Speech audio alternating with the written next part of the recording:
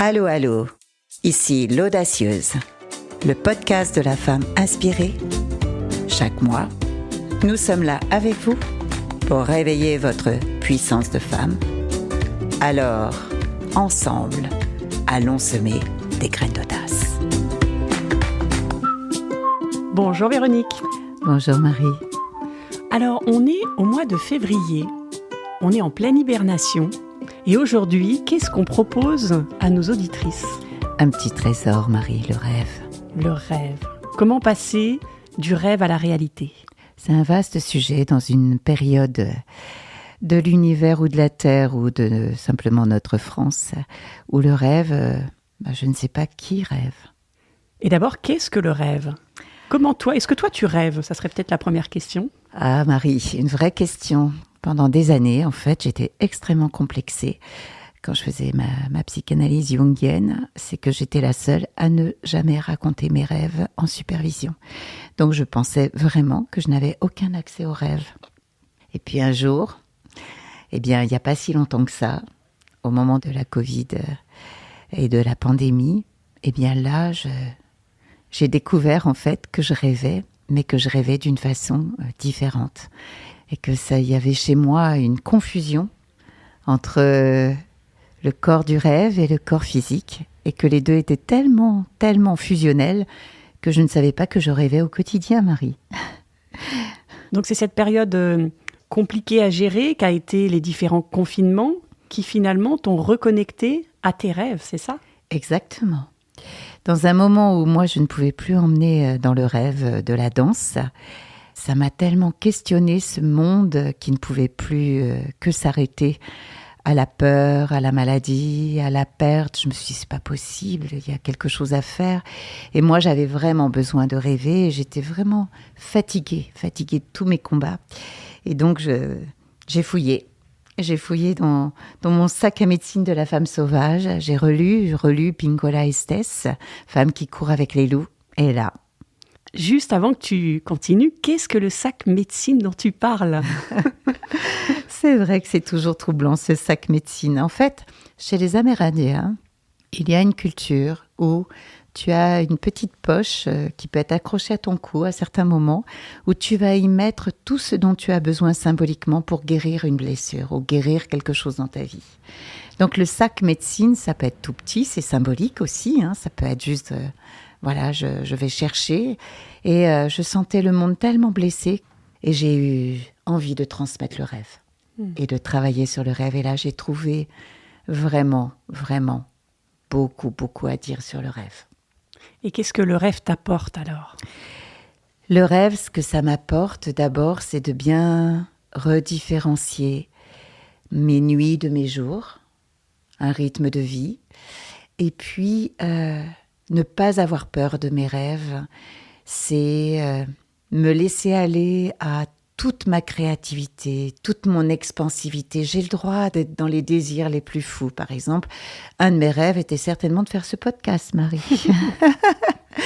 Mais je ne l'aurais jamais fait. Je ne l'aurais jamais fait si je ne m'étais pas remise à rêver et à me dire que j'avais le droit, que je pouvais rêver de mettre un podcast. Et chez les Amérindiens, on dit « danser le rêve », ça veut dire quoi ? Ça veut dire le mettre dans la réalité, Marie. Qu'est-ce qui faisait que tu ne rêvais pas ? Qu'est-ce qui empêche de rêver, en fait ? En fait, c'était surtout une croyance, déjà, de ce qu'était le rêve, parce que moi, je viens d'un monde psychanalytique. Donc, tout ça, la psychanalyse, elle va plus t'emmener vers le côté rationnel, vers le cerveau analytique. Et moi, j'avais un cerveau cerveau droit, très fluctuant, très spatial. Et en fait, pourquoi je ne rêvais pas ? Parce que j'ai toujours dit que je savais que je rêvais quand j'étais devant mon rêve. C'est-à-dire, je sais exactement reconnaître que là, je suis devant mon rêve. Donc, il y avait une sorte de confusion entre ce que je devais, moi, donner et croire du rêve, alors que je rêve tout le temps, Marie. Et le rêve, c'est quoi ? C'est la créativité au quotidien. C'est peut-être se dire que c'est pour toi, ce rêve, d'avoir l'audace. C'est là où on fait le lien avec l'audace, d'avoir l'audace de te dire « ben oui, je veux ça ».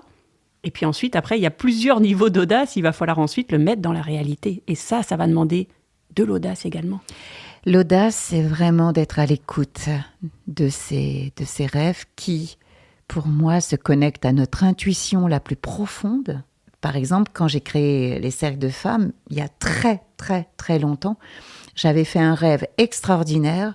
J'emmenais les femmes sur une péniche, sur le flot de la Seine. Et de ce rêve, je savais qu'un jour, j'emmènerais les femmes. J'ai mis à peu près 23 ans à le faire. Mais maintenant, je sais que c'est né de ce rêve et que j'écoute mes rêves. Mais je ne savais pas que c'était ça le rêve. Donc ça, c'est une première possibilité, c'est d'écouter ces rêves dans tes nuits, du coup. Absolument. Pour réaliser tes rêves dans la vraie vie. Mais après, oui. il y a peut-être d'autres possibilités. Peut-être lister tout ce qu'on aimerait faire, tout ce qu'on aimerait réaliser, et faire des feuilles et des feuilles et des feuilles de rêves pour finalement peut-être en choisir un et commencer. Oui. Comment tu fais, toi, Marie? Ou comment tu ferais? Moi, je ne fais ni l'un ni l'autre, je crois. J'ai une idée, en fait. J'ai une idée qui me traverse un jour, à un moment donné, et je ressens vraiment cette idée. Et je me dis, ok, allez, j'y vais, je me pose pas de questions. En fait, c'est comme si je ne rêvais pas, mais le rêve est déjà là, et je passe direct à l'action. Tu vois, tu fais ce lien maintenant, peut-être que c'est important pour nos auditrices, de faire le lien avec qu'on a chacune une façon de rêver, qu'on est unique dans notre façon de rêver, et que la psychologie a longtemps rangé que dans une case les choses. Et moi, le jour où je me suis ouverte à toute cette culture amérindienne, qui est une magnifique enseignante, qu'est-ce que j'ai découvert? C'est que le rêve, c'était la base de la vie, c'était la base qui nous manquait aujourd'hui peut-être d'une manière collective. Et je me dis qu'on a nos rêves individuels, on a nos rêves collectifs, et tout ça n'est pas idéaliste pour moi, c'est juste que c'est créatif. On crée notre réalité avec. Et on peut rêver, créer ce rêve dans la réalité, et je vous assure que c'est encore plus beau que le rêve. Quand ça se cale dans la réalité, c'est magnifique, c'est magique. C'est tellement beau. Ça me fait penser à une phrase que j'ai croisée hier sur un mur qui disait « Je ne vis pas ma vie, je rêve ma vie ». Ouais. Alors on peut la tourner dans tous les sens, parce que c'est vrai, c'est pas vrai, il ne faut pas que rêver sa vie. Mais j'aime beaucoup ce parallèle, et ça rejoint ce que tu as dit à l'instant, c'est ce mélange entre la vie, le rêve, la créativité, et c'est ce qui fait vibrer notre cœur au quotidien. Oui, vraiment. Et puis, on enferme trop dans notre vie le fait que être rêveur ou rêveuse, enfin moi je l'ai souvent entendu quand j'étais petite, et je pense que c'est pour ça que j'ai bloqué aussi beaucoup de choses. On me disait que j'étais rêveuse, que du coup on me disait que j'étais paresseuse aussi, parce que j'aimais rêver, j'aimais. Et mes plus beaux rêves, ils étaient dans le ciel, je suis devenue astrologue. Après, ils étaient dans les livres, je vivais la vie des autres, je trouvais ça extraordinaire. Et puis un jour, vraiment, j'ai compris que je pouvais réaliser mes propres rêves. Mais je ne me le disais pas comme ça, parce qu'on m'avait tellement dit que la vie n'était pas un rêve. C'est comme si tu as emmagasiné tous ces rêves en toi, quand tu étais jeune, jusqu'au point où tu t'es dit, maintenant, je peux les transmettre, je peux les réaliser. Oui. Pour moi, ce qui est le plus important, c'est de petit à petit mettre cette culture de rêve en exercice intérieur, en pratique quotidienne, comme par exemple tous les soirs aller se coucher et se dire je vais me mettre à l'horizontale, et mon corps physique, je vais lui dire stop, tranquillise-toi, je reviens, je vais pouvoir voyager cette nuit, mais voyager d'une autre façon. Et mon corps du rêve va pouvoir, lui, se nourrir de toute ma créativité, de tout mon inconscient, de tout ce que je n'arrive pas à me dire dans ma journée. Donc, c'est vraiment une organisation du temps différente. Et j'aime bien proposer de mettre un verre d'eau, de mettre un petit mot avec son rêve du jour, ou de la nuit plutôt. Si je me lève la nuit, en boire la moitié, et le lendemain matin, boire toute l'eau qui est informée de ce rêve. J'aime rêver comme ça. Ça me rappelle justement cette petite fille rêveuse que j'étais. Ça permet de se reconnecter à ses rêves. Oui. Donc, ce qu'on vous invite à faire, c'est de faire ça le soir, ce soir, quand vous vous couchez, de faire ces 2 petites astuces, de l'eau, du petit mot. Et puis peut-être le lendemain matin, de faire cette fameuse liste de rêves que vous voudriez réaliser dans votre vie. C'est vraiment les premières étapes. Et puis partagez en commentaire, parce que vos rêves vont certainement inspirer d'autres personnes. Et c'est comme ça que vous allez pouvoir semer des petites graines d'audace dans nos vies à toutes. Mais, parce qu'il y a un mais, parfois on est empêché. Ouais. Il y a des limiteurs, comme par exemple la pression sociale, ou par exemple le fait qu'on rêve le rêve de quelqu'un d'autre. Oui. Est-ce que tu as quelque chose à dire là-dessus, ou est-ce que tu vois d'autres obstacles comme ça ? En tous les cas, là, tu viens d'en citer 2 majeurs. Regambader avec la spontanéité de la vie, tu vois, malgré ce que l'extérieur te dit. Ne rêve pas. Tu vois bien, par exemple, il y a la guerre, et c'est pas parce que je rêve que je ne regarde pas la réalité. C'est pas parce que je rêve que je ne peux pas aller initier d'autres choses. Donc, les limites, c'est les limites de nos croyances, c'est les limites des jugements, de la culpabilité aussi. À se dire, waouh, il y a des malheureux sur Terre, là, et moi, je rêve. Non, c'est je me mets avec mon rêve et j'englobe tout le monde dans ce rêve. J'aime bien les croyances limitantes dont tu parles. Qui je suis pour rêver ça ? Non, ce n'est pas pour moi. Parce qu'on croit ce qu'on nous a dit quand on était enfant, par exemple. Il y a aussi le fait de ne pas accepter l'échec, peut-être. L'échec. Mais quel échec! J'ai envie de souligner qu'il y a des expériences négatives. En tous les cas, moi, j'en ai fait, qui ont dévié mon chemin, qui ont dévié le chemin de mon rêve, mais c'est venu au contraire enrichir. Parce que c'est un chemin de vie. Et le rêve que j'ai rêvé dans ma nuit, quand je le mets au jour et quand je le réalise au jour, eh bien, je dois accepter qu'il est encore plus fort et plus beau parce qu'il est enrichi de ces expériences négatives. En fait, un échec, je voudrais souligner juste cela. Un échec, pour moi, c'est la répétition des expériences négatives. Et donc, si on répète les expériences négatives, on va rentrer dans une chronicité échec. Mais par contre, si on se dit, OK, j'ai fait telle expérience négative 1 fois, 2 fois, 3 fois, comment l'arrêter ? Comment trouver l'issue ? Comment créer autre chose ? Si je trouve une issue, une porte, et que je vois que vraiment cette expérience, je ne veux plus la répéter, je l'emmènerai avec moi comme un savoir, comme quelque chose que j'ai appris. J'ai appris que là, je me plantais.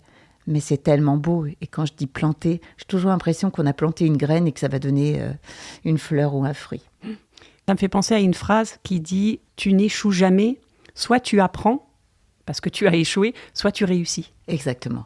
Et c'est là où il faut beaucoup d'audace. Exactement, Marie. L'audace d'y croire, l'audace d'avancer, l'audace d'écouter ces messages dont tu parles, l'audace de se transformer.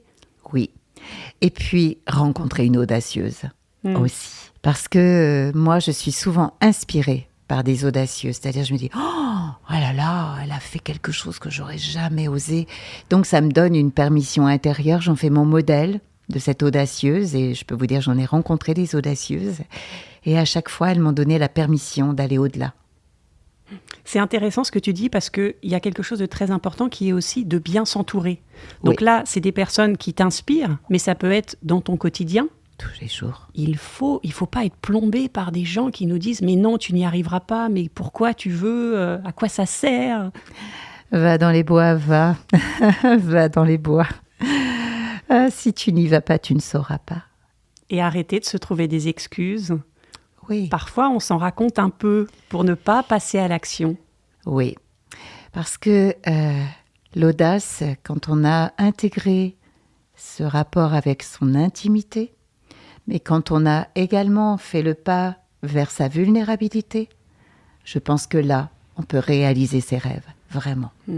Et aller les mettre au regard des autres, c'est renforcer sa confiance qu'on a le droit d'exister avec son propre rêve.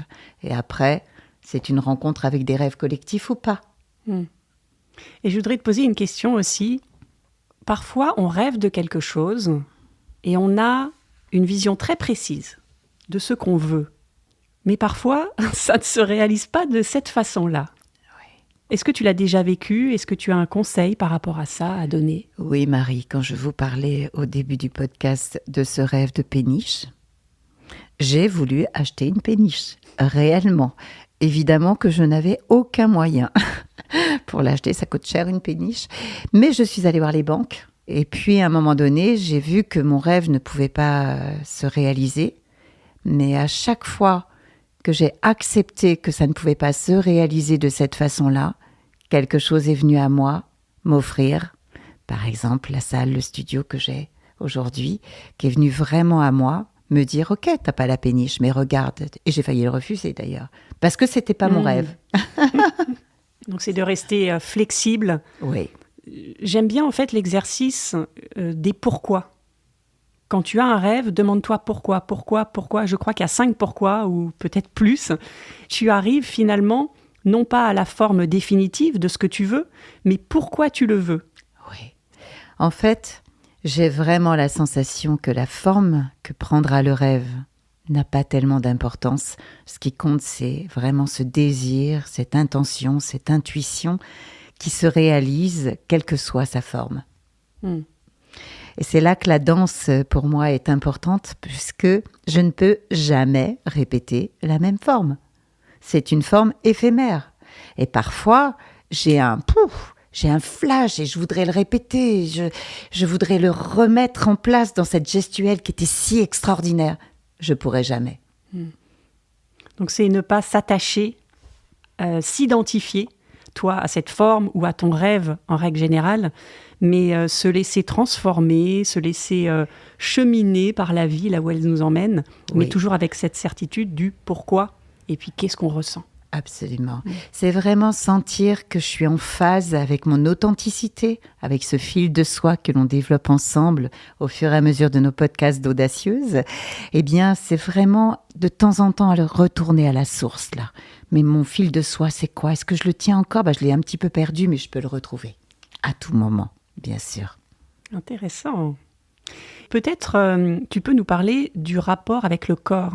Oui. Dans le rêve. Oui. Parce que, oui, Marie, merci de me poser cette question, parce que j'y tiens beaucoup.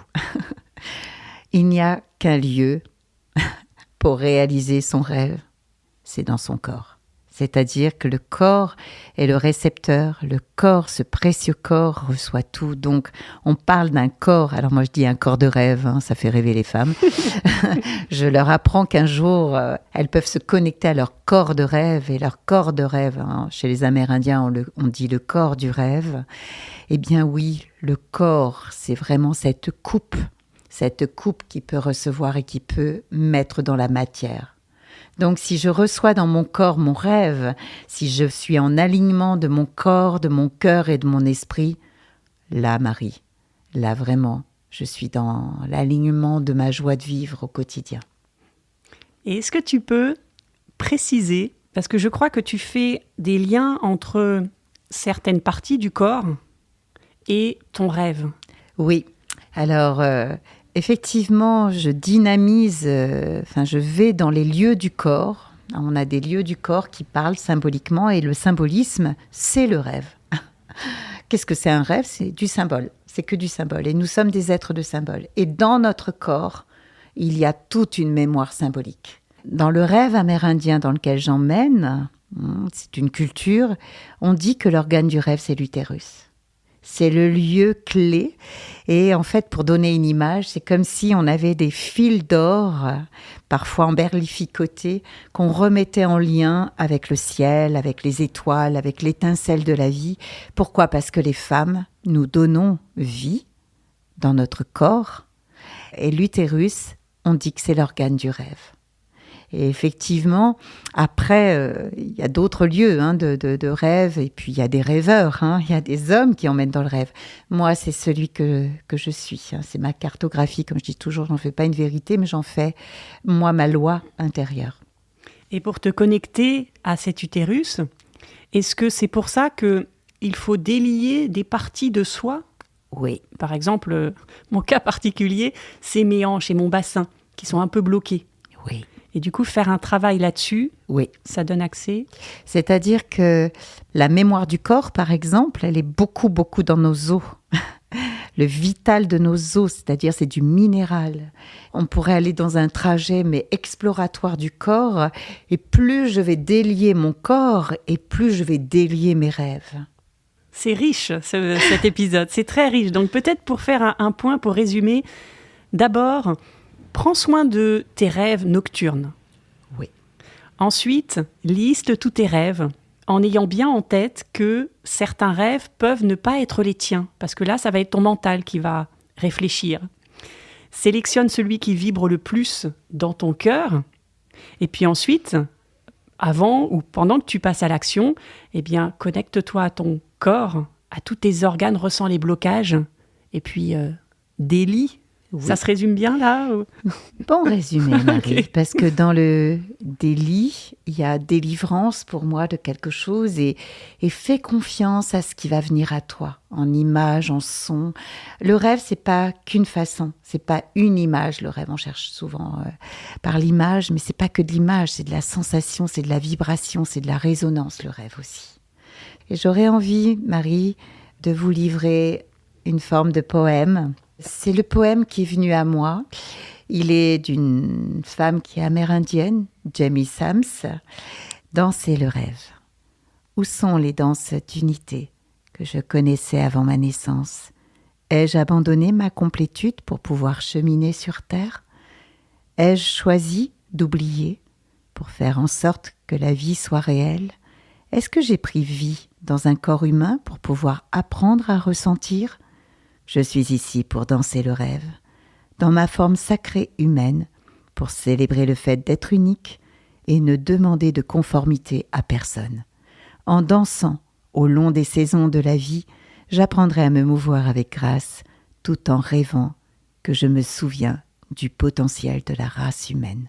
Jamie Sams.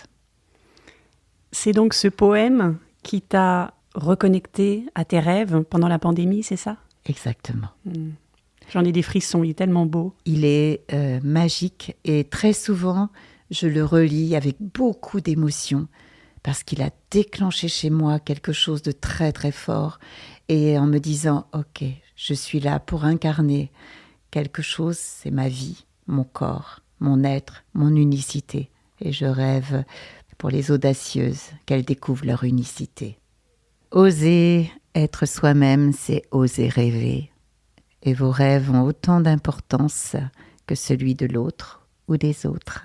Soyez unique dans vos rêves et vous apporterez votre créativité au quotidien. Et surtout, vous serez plus joyeuse. Alors, quelle graine d'audace vas-tu faire germer dans ta vie ? C'est à toi de transformer ces mots en actions sincères et alignées. Si tu as apprécié ce moment, abonne-toi et retrouve la voix de l'audacieuse dans le prochain épisode.